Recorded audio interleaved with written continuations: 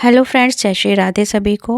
Video थोड़ा late post हो रही है क्योंकि थोड़ा बिजी थी मैं, लेकिन मैंने सोचा हुआ था कि मैं वीडियो तो डालूंगी ही, भले ही 2-4 दिन बाद डाल दूं, क्योंकि मैं चाह रही थी कि मैं जिस तरह से तुलसी विवाह करती हूँ आप सबके साथ शेयर करूं। मैंने सोचा कि क्यों ना मैं अपनी चीज़ें शेयर करूं सबके साथ, कि आप लोग भी देखें और शायद कुछ एक आध चीज़ सीख सके मेरी वीडियो देख के, इसलिए मैं शेयर कर रही हूँ। ये है मेरी लास्ट ईयर की तुलसी विवाह की वीडियो, जो मैंने लास्ट ईयर बनाई थी, लेकिन मैं उस समय पोस्ट नहीं कर पाई थी किसी वजह से। सबसे पहले मैंने भिगाए 31 दिए, और जो कि मैंने अपने किसी शॉर्ट वीडियो में भी बताया है कि कार्तिक के महीने में डेली का दीपदान का बहुत महत्व है। तो मैं क्या करती हूँ कि जैसे डेली कभी बीच में छूट जाता है, या आप अगर डेली नहीं कर पा रहे हैं दीपदान, तो आप तुलसी विवाह वाले दिन या फिर पूर्णिमा वाले दिन, जो लोग पूर्णिमा में तुलसी विवाह करते हैं, उस दिन आप 31 दिए तुलसी माता के समक्ष जला सकते हैं, तो उनका भी उतना ही फल आपको मिलता है। और अगर आप कार्तिक महीने की शुरुआत से ही डेली दीपदान करते हैं तो वो तो बहुत ही अच्छा है, लेकिन किसी कारणवश अगर नहीं कर पाए तो आप अंतिम में भी पूर्णिमा वाले दिन भी 31 दियों का दीपदान कर सकते हैं। जब भी कोई ऐसी बड़ी पूजा होती है ना, तो मैं बहुत मन से करती हूँ सारे काम। तो मेरे मन में उस समय जो भी आता है कि मुझे ये करना चाहिए, मैं ये कर लेती हूँ, मैं वो करते चले जाती हूँ। इसीलिए मेरा मन भी हुआ कि आप सबके साथ शेयर करूँ। जैसे कि मैंने देहली पे गेरू से मैंने डिज़ाइन बनाया, और जहाँ पे मैंने तुलसी माता को और बिठाया था और ठाकुर जी को, वहाँ पे भी मैंने गेरू से डिज़ाइन बनाया, रंगोली बनाई। तो ये सब चीज़ें ना, जैसे आपके मन में जैसे भाव होंगे ना कि ये इतना अच्छे से अच्छा कर लें किसी के लिए, तो वो खुद से खुद होती चली जाती है। मेरे साथ भी सेम यही है कि मेरे दिमाग में जो भी आता चला जाता है कि मैं ऐसे कर लूँ, मैं वैसे कर लूँ, और पता नहीं क्या क्या, मेरे पास समय की बहुत कमी रहती है, लेकिन मन मेरा बहुत करता है कि मैं पता नहीं क्या क्या करूँ। फिर भी कोशिश करती हूँ बहुत चीज़ें करने की। तो उधर मैं सारी ये डेकोरेशन की तैयारी करी थी, इधर मैंने खीर और पूड़ी की तैयारी भी कर ली, क्योंकि पूर्णिमा वाले दिन जब आप तुलसी विवाह करते हैं तो उसमें खीर पूड़ी का ही भोग लगाया जाता है।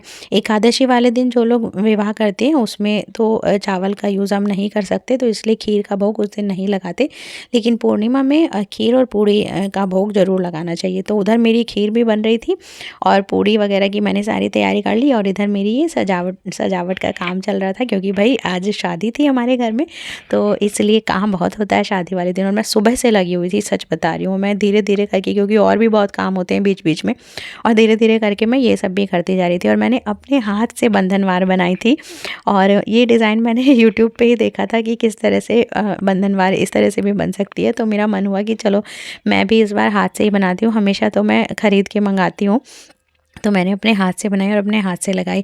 इधर फिर मेरी ये सब तैयारी सब हो गई, और फिर मैंने सबसे बाद में पूड़ी छान ली, ताकि मैं जब पूजा पे बैठूं तो मेरी खीर पूड़ी तैयार रहे।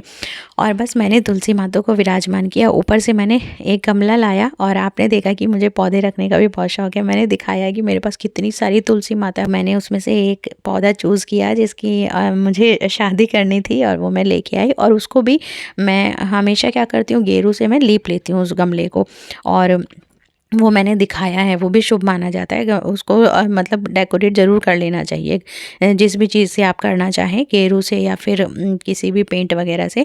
तो वो मैंने किया, और फिर जब मैं पूजा करने बैठी तो सारी तैयारी मेरी हो चुकी थी, दिए वगैरह सब बन गए थे। और हाँ, एक चीज़ और आपने नोटिस की होगी कि जब मैं दिए रखती हूँ तो मैं दियों के नीचे अशोक के पत्ते लगाती हूँ, क्योंकि कभी भी हम जो दिए रखते हैं वो ऐसे ज़मीन पे नहीं रखते हैं, आसन देना पड़ता है किसी भी चीज़ का। तो मेरे दिमाग में आया कि अशोक के पत्ते बहुत शुभ माने जाते हैं, तो क्यों ना मैं उन पत्तों का ही आसन दे दूं।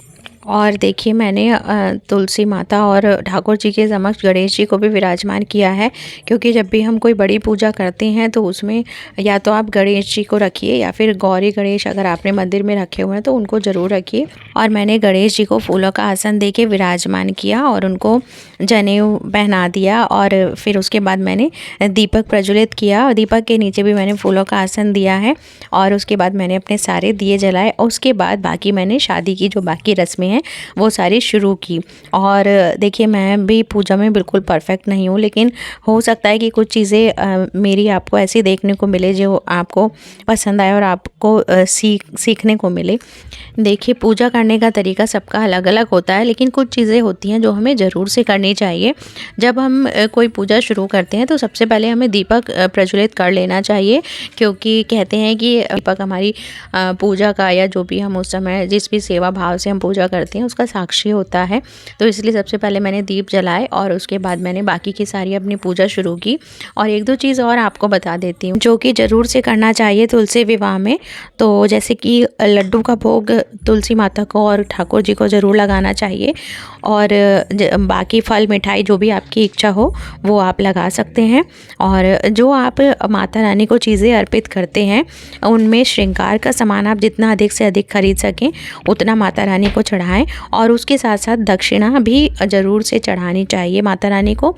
और अगर आप उससे ज़्यादा भी कर सकते हैं, जैसे कि साड़ी या फिर बर्तन वगैरह, जैसे कि मैंने इस बार माता रानी के चढ़ाने के लिए मैंने बर्तन भी मंगाए थे, और उन सारी चीज़ों को हम दान दे देते हैं। और मैंने गणेश जी को, ठाकुर जी को और माता रानी को सबसे पहले तिलक लगाया, और उसके बाद मैंने कोशिश की कि मैं पूरे सीक्वेंस से उसी तरह से माता रानी की शादी करूं जो सीक्वेंस होता है।